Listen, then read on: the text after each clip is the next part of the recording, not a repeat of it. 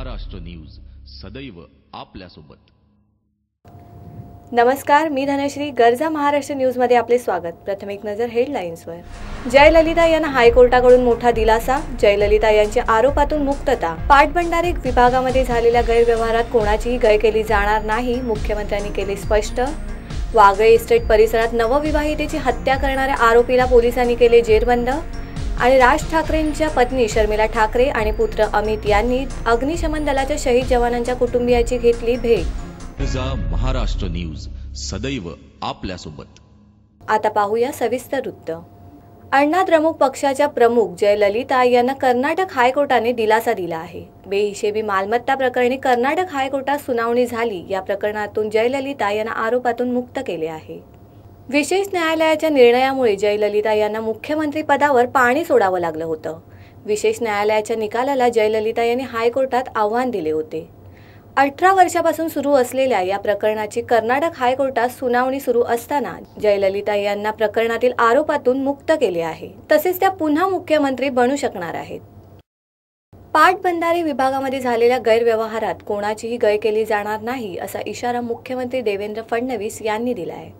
राज्याच्या भ्रष्टाचार प्रतिबंधक विभागास या आर्थिक घोटाळ्याची चौकशी करण्यास सांगितले असून त्यांनी व्यापक चौकशीही सुरू केली असल्याचे फडणवीस यांनी सांगितले। माजी उपमुख्यमंत्री अजित पवार आणि राष्ट्रवादी काँग्रेसचे प्रदेशाध्यक्ष सुनील तटकरे हे या आर्थिक घोटाळ्यात सहभागी असल्याचा आरोप असून यंत्रणा तपास करत आहेत। त्या संदर्भात फडणवीस यांनी उपरोक्त स्पष्टीकरण दिले आहे। या प्रकरणात सामील असलेली कोणीही व्यक्ती, मग ती कितीही उच्च पदस्थ असली तर त्या व्यक्तीस शिक्षा करण्यात येईल, असेही मुख्यमंत्र्यांनी यावेळी स्पष्ट केले आहे। राम मंदिर प्रकरण सध्या सुप्रीम कोर्टात आहे। तो हिंदूंसाठी फार महत्त्वाचा मुद्दा आहे। त्यासंबंधी नवीन वाद समोर येतोय। राज्यसभेत पुरेसं बहुमत नसल्यानं अयोध्यामधील राम मंदिर उभारणीत अडचणी निर्माण झाल्याचं केंद्रीय गृहमंत्री राजनाथ सिंग यांनी म्हटलंय।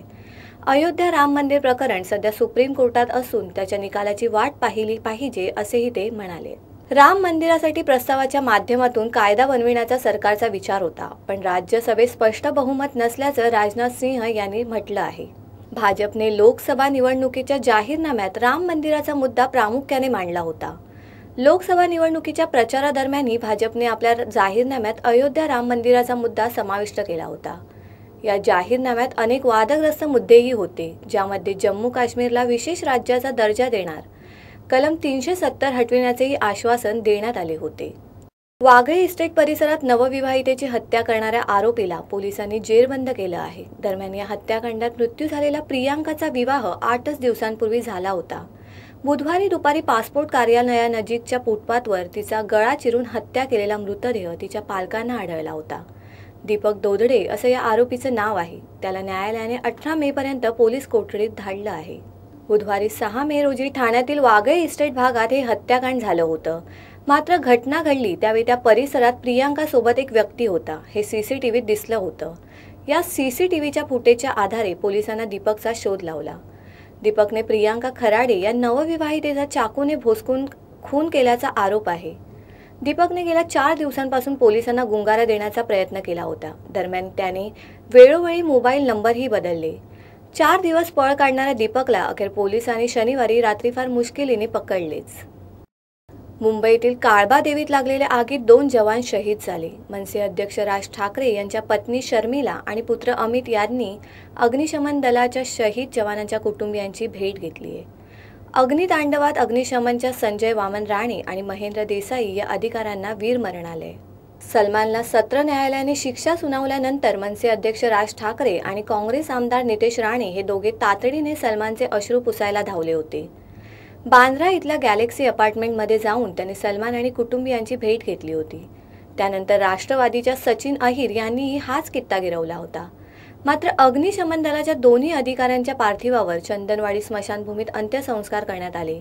काही दिवसांपूर्वी सलमानच्या घराचे उंबरठे झिजवणारा एकही नेता अंत्यविधीला काय पण साधी विचारपूस करण्यासाठीही पोचला नाही। त्यामुळे सेलिब्रिटींकडे धावणाऱ्या या नेत्यांना आज या जिगरबाज अधिकाऱ्यांचा मात्र विसरच पडल्याचं दिसून येत आहे। एक बनावट दंड वसुलीची नोटीस दाखवून पनवेल येथील बिल्डरला विक्रीकर विभागाने दंड वसुलीची तब्बल 60 लाख रुपयांची लाच मागणारे विक्रीकर सह आयुक्त रामदास शिंदे यांना त्यांचा हस्तक इरफान भोपाळी याच्यासह रविवारी अटक करण्यात आली आहे। पनवेल परिसरातील बांधकाम व्यावसायिकाला 30 मार्च रोजी विक्रीकर विभागाकडून नोटीस प्राप्त झाली. त्यावर सहाय्यक विक्रीकर आयुक्त CV ताटरे यांची स्वाक्षरी होती. दरम्यान संबंधित बांधकाम व्यावसायिकाने ताटरे यांची भेट घेतली असता अशा प्रकारची कोणतीही नोटीस काढली नसल्याचे उघड झाले आहे. याच काळात इरफानने बांधकाम व्यावसायिकाला माझगाव येथे कार्यरत असलेल्या शिंदे यांची भेट घेण्याची सूचना केली. त्यानुसार संबंधित बांधकाम व्यावसायिक 6 मे रोजी शिंदे यांना भेटले.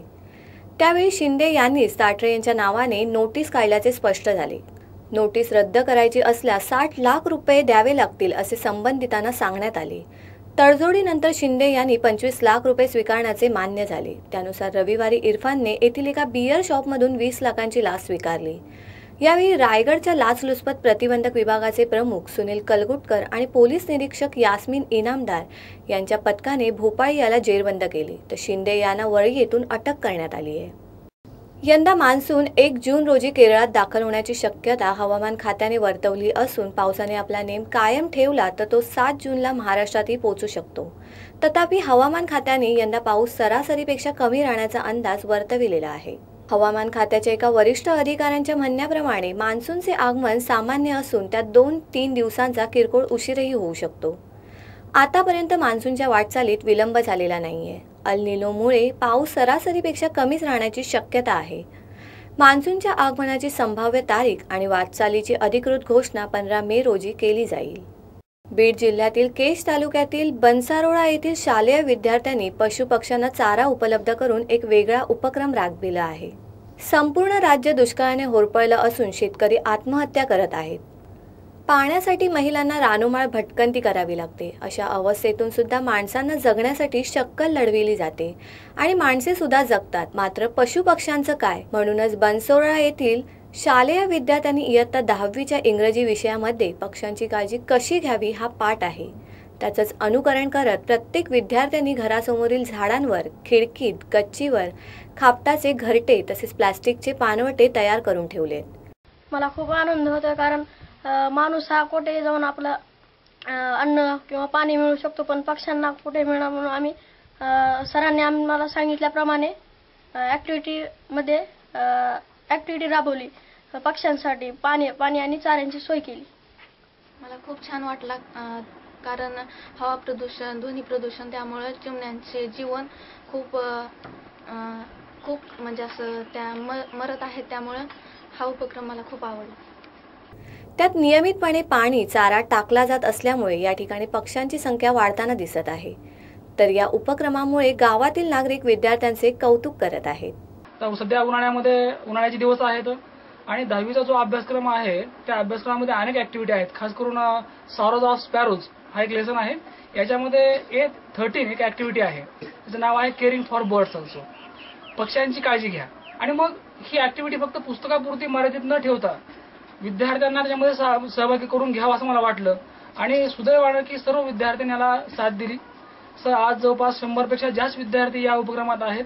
पक्ष्यांसाठी ते आज पाणी ठेवतायत, चारा ठेवतायत. म्हणजेच तात्पर्य असं की ते फक्त शिक्षण घेत नाहीत, तर त्या शिक्षणाबरोबर त्यांना आपल्या आसपास जे काही बदल होत आहेत, ज्या काही समस्या आहेत, त्याची जाणीव आज या लेकरांना होत आहे. हिट अँड रन प्रकरणी सलमानला कोर्टाने 5 वर्षाच्या कारावासाची शिक्षा सुनावली आहे. सलमानच्या सुनावलेल्या शिक्षामुळे संपूर्ण बॉलिवूड हळहळले असून तमाम सेलिब्रिटींनी त्याला पाठिंबा दर्शवलाय. मात्र या पाठिंबाला अभिनेत्री रवीना टंडन अपवाद असून जशी करणी तशी भरणी या म्हणीची प्रचिती तिने आठवण करून दिली आहे. बॉलिवूड जगतातून प्रथमच सलमानच्या विरोधात प्रतिक्रिया आली आहे. रवीनाने सलमानबाबत ज्याने जे कर्म केले आहेत ते त्याला भोगावेच लागतील. देव प्रत्येकाकडे पाहत असतो अशा कठोर शब्दात भाष्य करत आपण या प्रकाराविषयी काही मत व्यक्त करणारे कोण आहोत? माझा कर्मावर आणि दैवावर विश्वास आहे असंही ती म्हणाली. बॉलिवूडमधील प्रत्येकजण सलमानच्या पाठीशी असताना रवीना टंडनने परखड मत व्यक्त केल्यामुळे आश्चर्य व्यक्त केले जात आहे.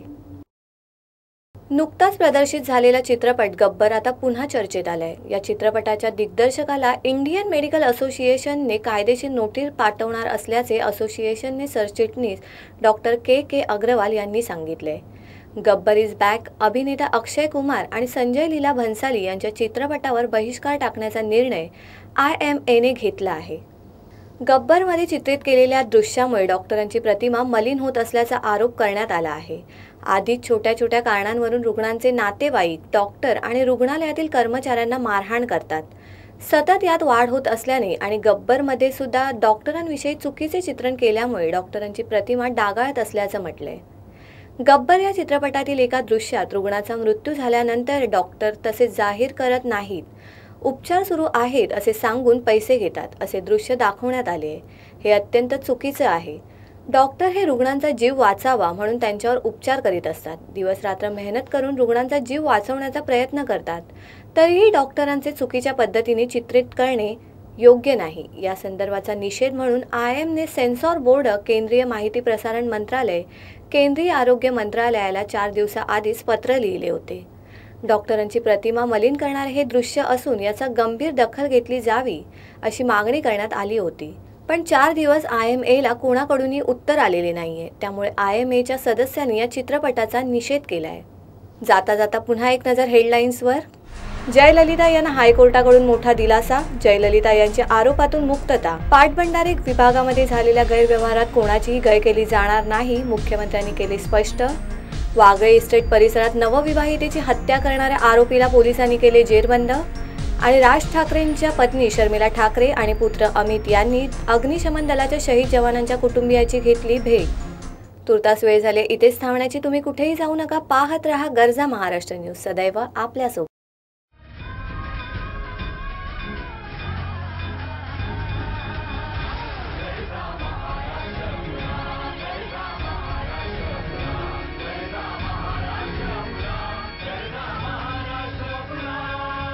गर्जा महाराष्ट्र न्यूज, सदैव आपल्यासोबत.